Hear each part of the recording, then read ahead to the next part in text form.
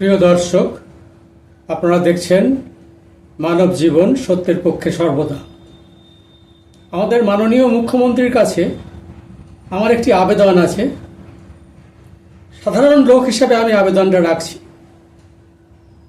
এই যে আপনারা সরকারি কর্মচারীদের ডিএ দেব বা সপ্তম পে কমিশন করে দেব ইত্যাদি প্রভৃতি বলছেন, ঠিক আছে, কিন্তু কখনো কি ভেবে দেখেছেন বা তদন্ত করে দেখেছেন যে এই সরকারি কর্মচারীরা বেতন পান, ডিএ পান, পে কমিশনের সুবিধাও পান, মাঝে মাঝে সুবিধাগুলো সব তারা নেন, ঠিক আছে, কিন্তু তারা কি তাদের সার্ভিসটা ঠিকমতো দেন? মানে তাদের যা ডিউটি টাইম, সে টাইমটা কি দেন? যে পরিষেবা দেওয়ার কথা সেইটা কি ঠিকঠাক দেন? আমি আমার অভিজ্ঞতা থেকে বলছি, আমি দীর্ঘদিন সরকারি অফিসে ঘোরাঘুরি করেছি বিভিন্ন কাজের সূত্রে। আমি চাকরি করতাম না, আমার নিজস্ব পেশায় নিযুক্ত ছিলাম। সেই সূত্রেই আমাকে বিভিন্ন অফিসে যেতে হয়েছে। অভিজ্ঞতা থেকে আমি দেখেছি সরকারি কর্মচারীদের মধ্যে একটা গাঁঠারা ভাব, ঢিলেমি ভাব আছে, যেন আমরা যারা কাজ করতে গেছি জনগণ, তারা যেন তৃতীয় বা চতুর্থ শ্রেণীর নাগরিক আর কি। ওরা হচ্ছে প্রথম শ্রেণীর নাগরিক। ওরা বসে গল্প করছে কে সিমলা বেড়াতে গেছিল কিংবা কে সুইজারল্যান্ড বেড়াতে গেছিল, কি বেরিয়ে এলো, কি দেখলো, এসব নিয়ে গল্প করছে। আমি দাঁড়িয়ে আছি, কিন্তু তার কোনো গুরুত্ব নেই। এ করলেই হবে আর কি, দাঁড়ান, আপনি একটু দাঁড়ান, মানে ভাবটা এরকম, আপনি একটু দাঁড়ান, কিছু বলছেও না। এগুলো আমাদের দেখা, এবং যদি একটু তাড়াতাড়ি করতে চান বা করতে চান, তাহলে অন্য পথও খোলা আছে। সমস্ত অফিসেই কিছু কিছু দালাল থাকে, যে দালালরা আপনার হয়ে কাজটা করে দেবে এবং অতি দ্রুত করে দেবে। তাকে 200-500 হাজার দিতে হবে। এইভাবে সরকারি দপ্তর চলে। সেই সরকারি কর্মচারীরা, আমি বলছি না সকলে করে, কোনো জিনিসই সকলে করে এমন হয় না, প্রত্যেকটি লোক ফাঁকি দিচ্ছে এমনও হয় না, কিন্তু বেশিরভাগই এটা করে। এই সরকারি কর্মচারীদের মধ্যে এটা আছে কেন? এই প্রশ্নটা মনকে করুন আপনি। আমার যেটা মনে হয়েছে ভেবে, যে সরকারি কর্মচারীরা এটা করতে সাহস পান তাদের চাকরির শর্ত অনুযায়ী। কারণ তারা এটা জানেন যে আমাদের চাকরির যে শর্ত আছে সেই শর্তে আমার চাকরি যাবে না। আমি যাই করি না কেন, বকুনি টকুনি খেতে পারি, খুব অসুবিধা হলে সাসপেন্ডও হতে পারি, কিন্তু চাকরি আমার যাবে না। অথচ আপনি তুলনামূলকভাবে প্রাইভেট সেক্টরকে দেখুন। প্রাইভেট সেক্টর কোনোদিন লোকসান করতে বসেনি, তারা লাভই করে। সরকারি সমস্ত দপ্তরে লোকসান করা হয়, অর্থাৎ সরকার সমস্ত টাকাটাই ভর্তুকি হিসাবে ধরে নেন। তা সেই ভর্তুকি হিসাবে ধরে নেন যে সরকার টাকাগুলো, সে টাকাগুলো কার? টাকাগুলো জনগণের কাছ থেকে ট্যাক্স নেওয়া টাকা। মানে আমি যে হয়রান হচ্ছি, আমার ট্যাক্সের টাকায় উনি মাইনে পান, অথচ তিনি আমাকে হয়রানি করার সাহসটা পাচ্ছেন। কোথা থেকে পাচ্ছেন? এগুলো একটু আপনাদের ভাবা উচিত। তিনি যখন মাইনেটা নেবেন, গুনে গুনে একটি টাকাও কম নেবেন না, তাহলে তিনি ডিউটিটা পুরো করবেন না কেন?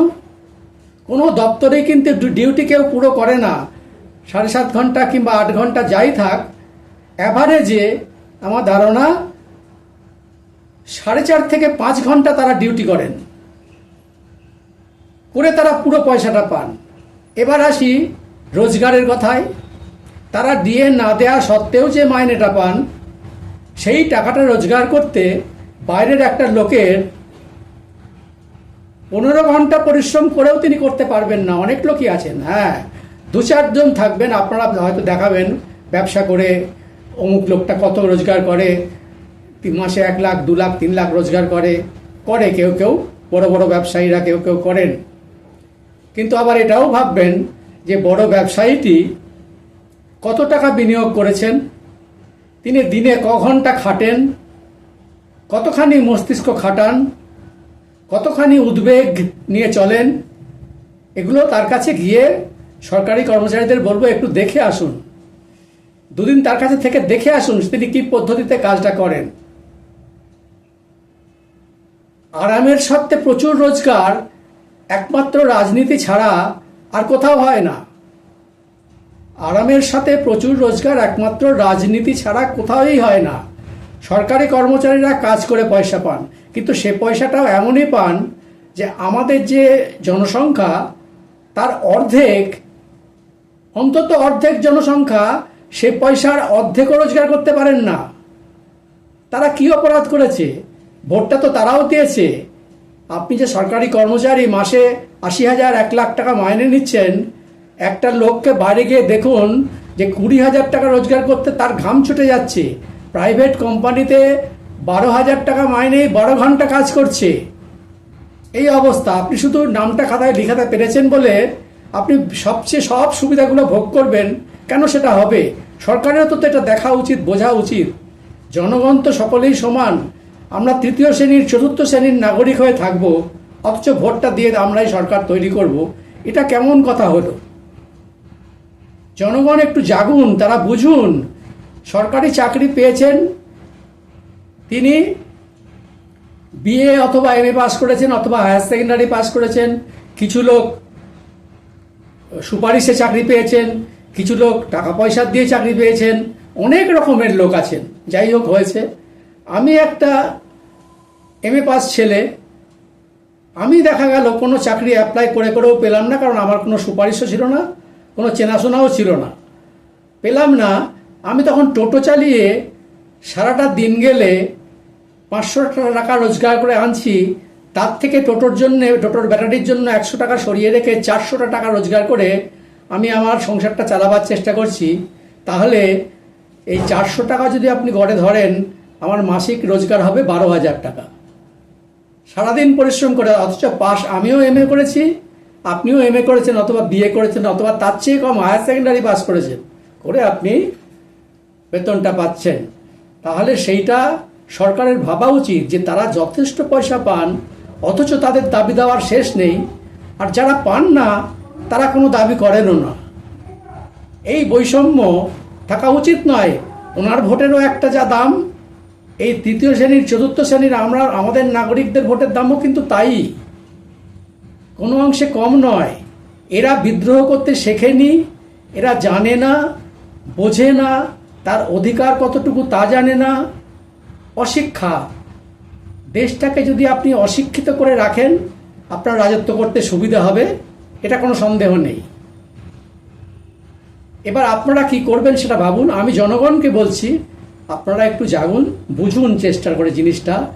এই সরকারি কর্মচারীরা, তাদের দাবির শেষ নেই। তারা কতক্ষণ কাজ করেন, আপনি অফিসে যাবেন, যারা অফিসে গেছেন তারা জানেনই যে কি আচরণটা কেমন পান তারা, এবং কতক্ষণ তারা অফিসে থাকেন। আপনি 3:30 4টের সময় গিয়ে দেখবেন অফিস পুরো ফাঁকা, কেউ নেই। এই মুখ্যমন্ত্রীকে বলবো, আপনি ভালো করতে চাইছেন, ফুটপাত থেকে হকার তুলে দিতে চাইছেন, সব কাজগুলোই কিন্তু ভালো। এখানটা আরও বেশি দেখা দরকার, সেদিকটা একটু দেখুন। অনেক ধন্যবাদ আপনারা এতক্ষণ আমার সঙ্গে থাকার জন্য।